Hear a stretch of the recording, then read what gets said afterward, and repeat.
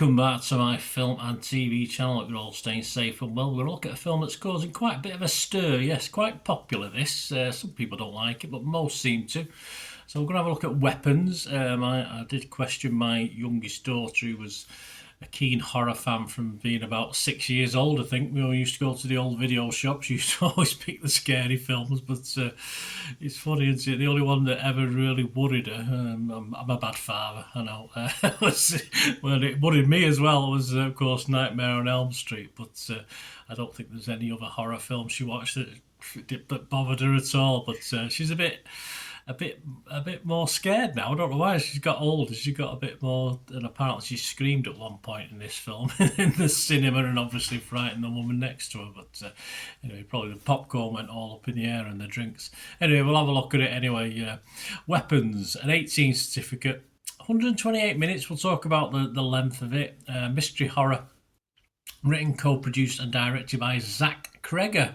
Yes, we'll talk about a couple of other things he's done as well later on when we're looking at the critiques. It was released on the 8th of August 2025. I'm doing this review a week later on the 15th of August 2025. Just make sure, check your territories. As I'm recording this, it should still be in cinemas. John Nugent from Empire scored this 100 out of 100. Nothing gets 100 out of 100. Nothing gets 10 out of 10. I'm sorry, it just doesn't work for me. Anyway, he said a hugely accomplished horror achievement. Tense, sad, hilarious, unsettling, ridiculously entertaining, and ultimately oddly uplifting.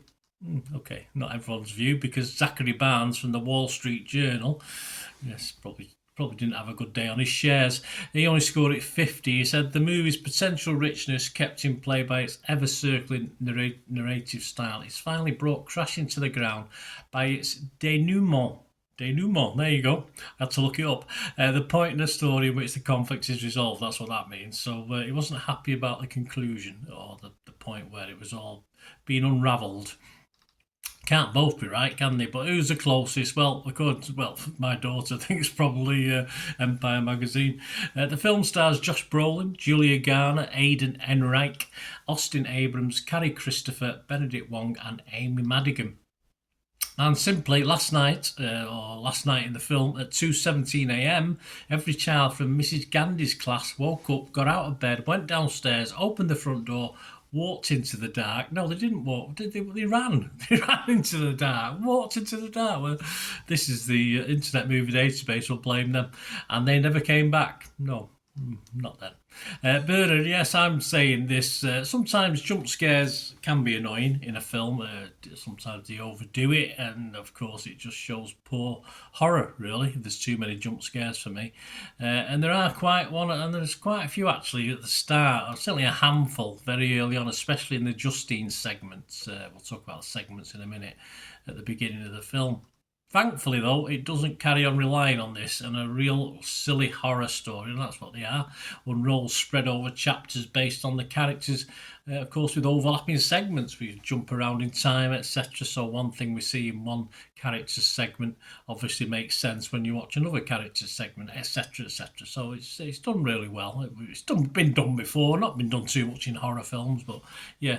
It did go a little bit tiring. I mean, I did get a little bit, not bored, but I just restless. Let's say I got a little bit restless, but for the most part, I got away with it.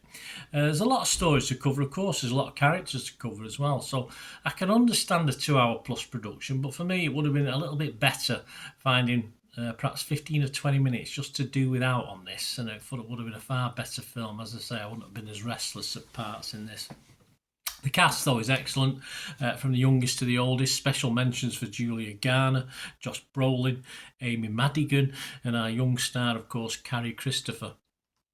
Audrey Fox from Looper liked it. She scored it 90 out of 100. She said its narrative structure keeps Weapons continually engaging, while its talented cast of actors brings depth to each character, making this one of the best horror films of the year. Yeah, here, I agree. Slash Films' Chris Evangelista is a hard taskmaster usually. He liked it as well. He scored it 90. He said, a wonderful mixture of bad vibes and macabre fun. Weapons is one of the best horror movies of the year, and further confirmation that writer-director Zach Kreger is one of the most exciting voices in the genre right now. I like Barbarian, one of his other films, of course, a couple of years ago, but I really like this one. Not totally convinced, despite liking it though, was Hannah Strong of Little White Lies, and she perhaps had a good point. She said it's a shame that the film falls back on old ideas because Weapon's first half is genuinely intriguing and some of the film's scares are effective in both shock value and bewilderment. It's clear that Cregger has a cinematic spark and his sixth sense of humour is most welcome in these trying times, but 2 films in, it's time to find a new boogeyman. Yeah, I'm sure he will next time, but I'm not unhappy with what we've got so far.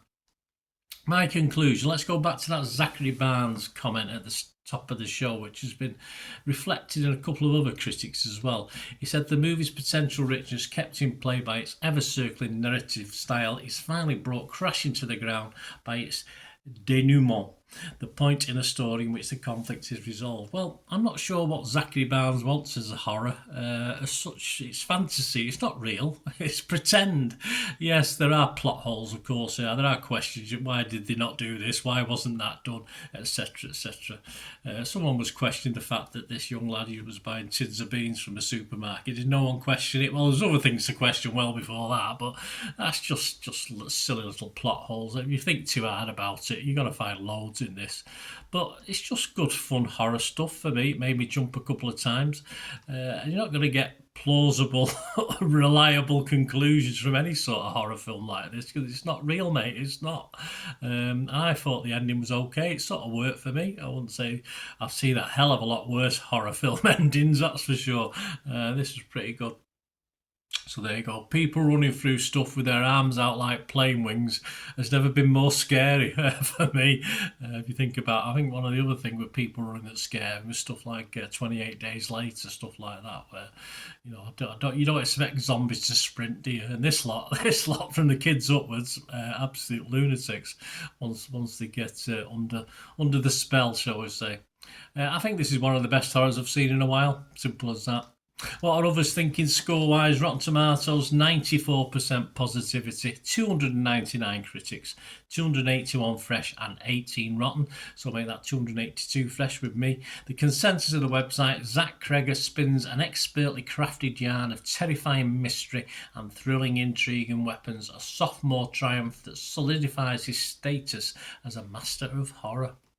Metacritic 81 out of 100, that's based on 46 critics, 41 positive, 5 mixed, but no negatives. I make that 42 positive.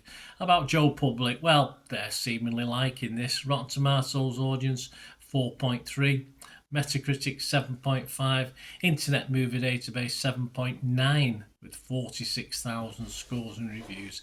About me, little old me, well, I'll give this, shall I give it? Yeah, I'm going to give it an 8. 8 out of 10, which, if you know me, is almost as good as a 10 out of 10 with my harshness and rating skills and what I think something. I've been around the block a few times, so something has to do really, really well to score an 8 out of 10, and this did it for me. I enjoyed it. Stupid, but I enjoyed it. Stupid, silly, daft, but I enjoyed it.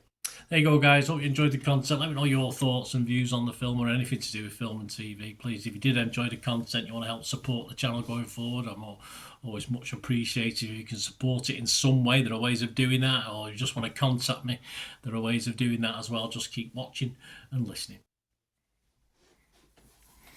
Again, hope you enjoyed the feature, guys. Thanks for watching. Please, if you did enjoy the content, please give us a thumbs up, and if you've not already done so, press that subscribe button. If you're not already subscribed, that'd be wonderful. It's free to subscribe, absolutely free. Also, check out my social media links if you want to follow me on TikTok, Instagram, X, Facebook. They'll all be in the description below. And my special thanks to supporters of the channel, yes, Piat6505, who have an eBay shop selling film and TV memorabilia, including posters, books, magazines. There'll be a link again in the comments section. And if you're into your football, don't forget my football stuff on Manchester City for general football fans, but mainly City fans, of course. Or if you know someone who might enjoy that, give them a kick in my direction. I'll be very, very grateful. And as ever, guys, comments on this feature is wonderful. Anything to do with film and TV is always very, very welcome. It's great to talk film and TV. I thank you guys for your support. Stay safe, everyone.